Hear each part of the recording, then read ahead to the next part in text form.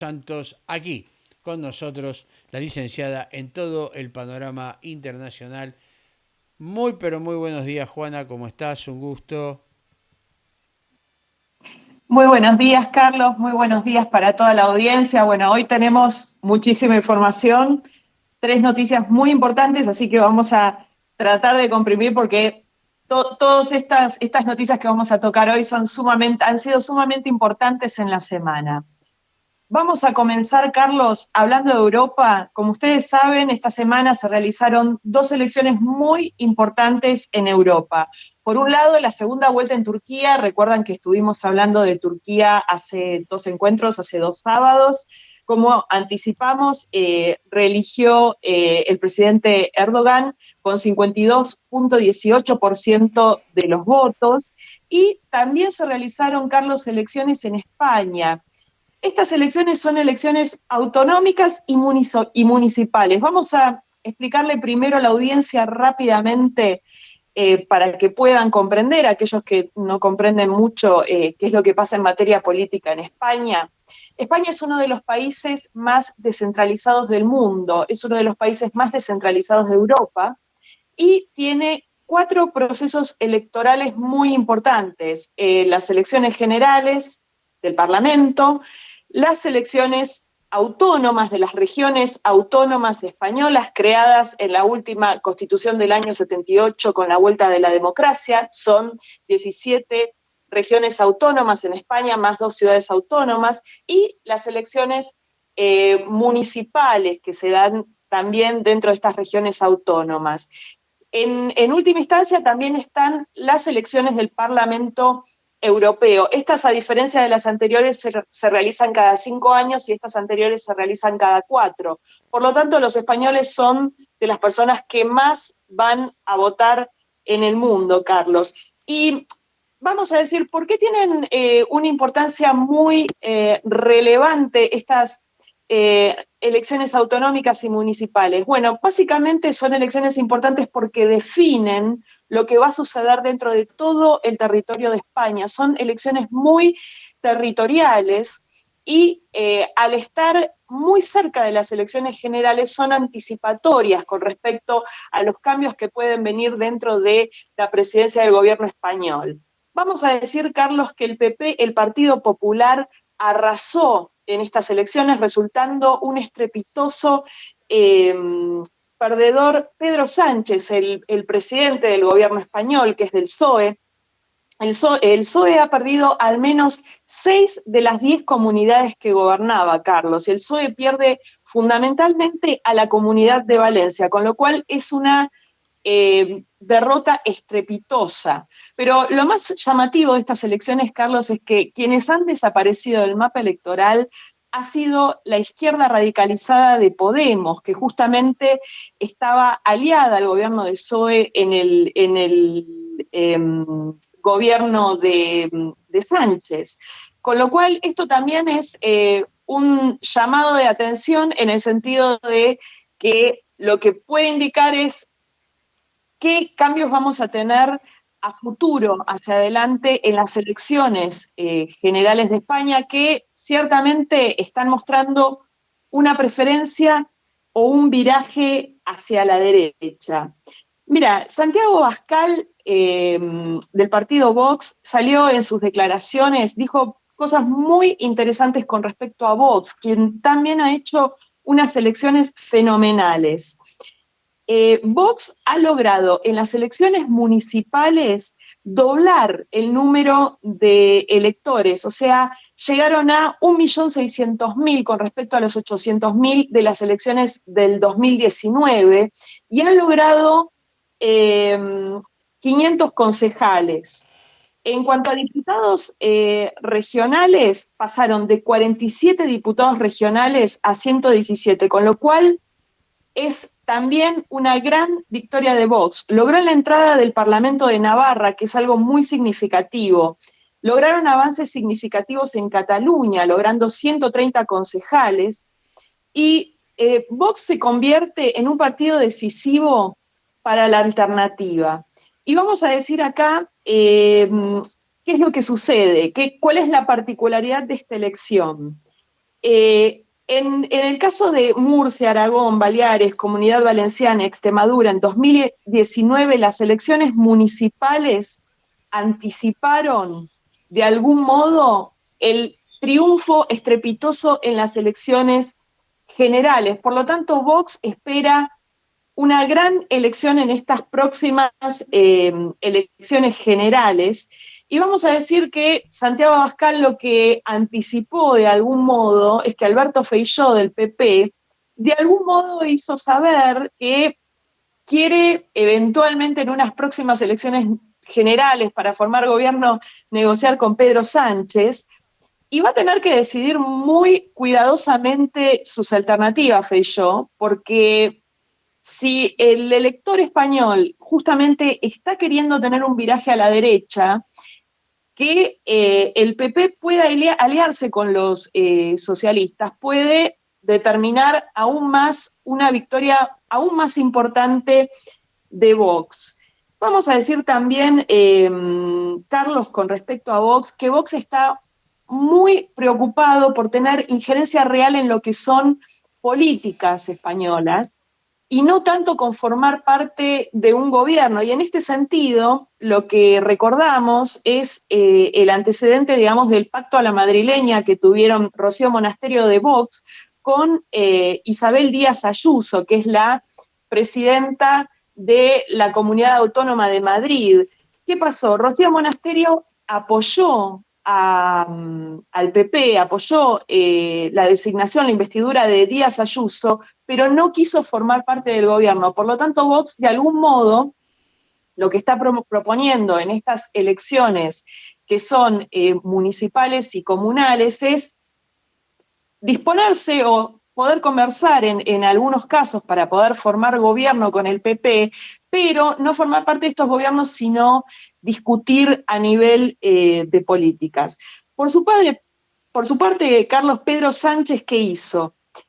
Anunció la disolución del Parlamento y llamó a elecciones para el día 23 de julio. ¿Y por qué hace esto Pedro Sánchez, Carlos? Porque justamente si Sánchez esperaba a la fecha original de elecciones, que creo que está en el mes de diciembre, la sangría de votos para el PSOE iba a ser muchísimo, está estipulada que sea muchísimo mayor. Entonces, de algún modo, Pedro Sánchez recoge el guante de esta derrota estrepitosa y llama a elecciones el día 23 de julio.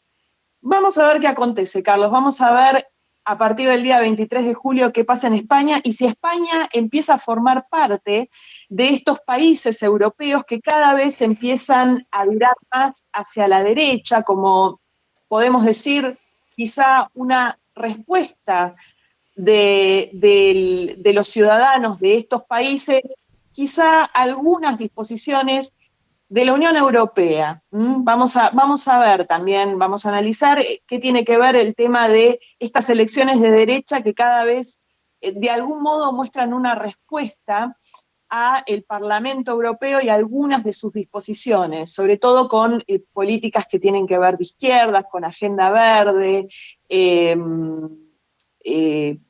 etcétera. Bueno, con todas esas disposiciones de izquierda que nosotros ya conocemos, no quiero andar tanto en el tema para poder pasar al otro.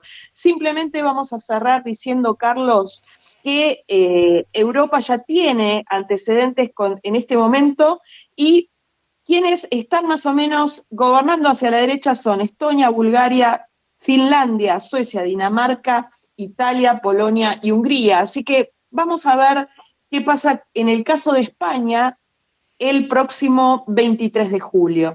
Y ahora sí, Carlos, rápidamente para aprovechar el tiempo, volvemos a Latinoamérica. Esta vez tenemos que hablar de Brasil y esta vez tenemos que hablar cumbre de jefes de Estado que ha convocado el presidente José Ignacio Lula da Silva. Bueno, esta semana ha sido muy controversial al respecto. Vamos a hablar, Carlos, de una política. Yo, en mi rol de analista, tengo que decir, Carlos, que la política exterior del presidente Lula está siendo sumamente errática en este contexto geopolítico. La verdad es que es un poco complicado lo que está haciendo con Latinoamérica, lo que está proponiendo con Latinoamérica en varias cuestiones. Nosotros hemos hablado en el programa de diversas cuestiones, por ejemplo, haber permitido el amarre de 2 buques de guerra iraníes en el puerto de Río de Janeiro, la respuesta consiguiente de seguridad hemisférica que ha tenido el gobierno de los Estados Unidos y sobre todo Israel, que es una parte muy interesada en la región porque tiene sus grandes comunidades en Latinoamérica, sobre todo en Argentina y en Brasil. Pero bueno, vamos a decir que esta vez el hecho lamentable ha sido la vergonzosa recepción que tuvo el dictador y genocida Nicolás Maduro en Brasilia. José Ignacio Lula da Silva ha decidido retomar las relaciones que había cortado anteriormente su antecesor Jair Bolsonaro. Y realmente, a ver, se le dio el recibimiento de un jefe de Estado a un dictador y a un genocida. Realmente es algo que a los latinoamericanos nos lastima, nos hiere muchísimo en el alma por todo lo que están pasando y por todo lo que han pasado nuestros hermanos venezolanos. No solo han padecido persecución política, no solo padecen persecución política, hambre, han tenido que huir de sus países, se han tenido que refugiar en otros países y empezar de cero. La realidad es que las declaraciones de José Ignacio Lula da Silva las podemos calificar de vergonzosa, ha calificado de narrativa al genocidio que lleva adelante Nicolás Maduro, que recordemos que tiene un proceso en la ONU por violación de derechos humanos y que también tiene un proceso abierto en el Tribunal Penal Internacional. Quienes con muy fuertes reflejos han salido a cuestionar estas palabras de José Ignacio Lula da Silva han sido el presidente Kast de Chile y el presidente de Lacalle Pou de Uruguay. Y recordemos acá, Carlos, que Chile es un país que está gobernado por el socialismo en este momento y sin embargo el presidente Kast ha marcado siempre una distancia y ha dicho, bueno, esta situación que ocurre en Venezuela es absolutamente lamentable. Acá lo que tenemos que decir, Carlos, con respecto al rol de José Ignacio Lula da Silva en América Latina, es que es un rol sumamente, se está volviendo cada vez un rol más peligroso en el contexto internacional. De algún modo, Uruguay, Chile están marcando una distancia. Lamentablemente, el gobierno argentino cada vez se muestra más estrecho y afín al gobierno de Brasilia. Para nosotros, Brasil es un país sumamente importante, uno de nuestros principales socios comerciales, pero también es, digamos, la primera potencia regional a la que recurre Argentina, sobre todo también en materia de defensa, no solo en materia comercial.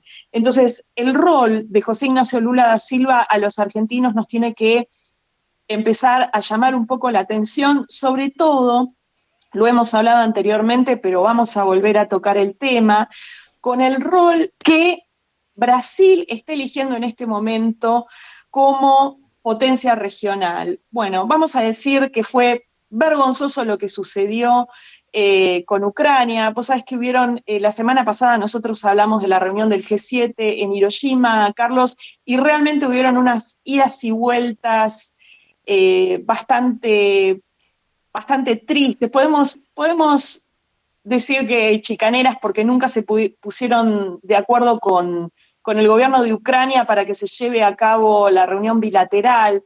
Lo cierto es que el rol de da Silva es completamente errático.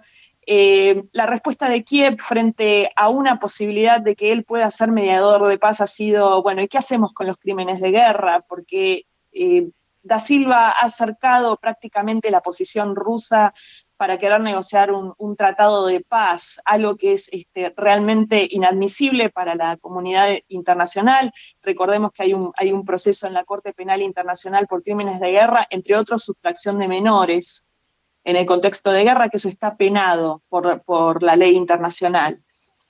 También lo que podemos decir, Carlos, es que Lula ha decidido... Sí, Carlos, perdón, te estoy No, no, viendo. no, te iba a pedir por favor que por una cuestión de tiempo Perfecto. resumas rápidamente porque el doctor Trabulsi tiene que sí o sí 11 menos 5 de la mañana cortar, entonces no nos podemos extender. Tal vez tendríamos que haber revertido, pero bueno, no me di cuenta, así que te pido disculpas. Ningún problema, Carlos. Vamos a finalizar con este tema. Finalmente lo que está haciendo Lula es intentando impulsar la vuelta del UNASUR. Esto está siendo resistido por algunos mandatarios, sobre todo por la calle Pou, quien ciertamente ha dicho que Latinoamérica no necesita más foros regionales, sino que lo que necesita es avanzar hacia una agenda de políticas muy decididamente. Y bueno, lo que podemos decir, Carlos, es que el rol de Brasil está siendo sumamente complicado y peligroso para Latinoamérica en el contexto de lo que está pasando con China en el Indo-Pacífico. Brasil ha decidido romper esta neutralidad estratégica de Brasil, justamente con respecto a las potencias, perdón, y ha decidido virar absolutamente hacia China, hacia los BRICS, inclusive impulsa a la Argentina a ir hacia ese rumbo, con lo cual para nuestro país es sumamente peligroso. Y una pregunta que nos tenemos que hacer, Carlos, es si José Ignacio Lula da Silva, en este contexto errático de políticas exteriores, no está generando los incentivos con Latinoamérica para favorecer una invasión china a Taiwán, porque entregar a Latinoamérica como colonia agrícola en un contexto de invasión, de posible invasión de China a la isla de Taiwán, implicaría aislacionismo de China en materia internacional, pero como tienen una gran dependencia alimentaria con respecto a Latinoamérica, esta entrega de Latinoamérica como colonia alimentaria sería un posible incentivo. Dejamos la pregunta, Carlos.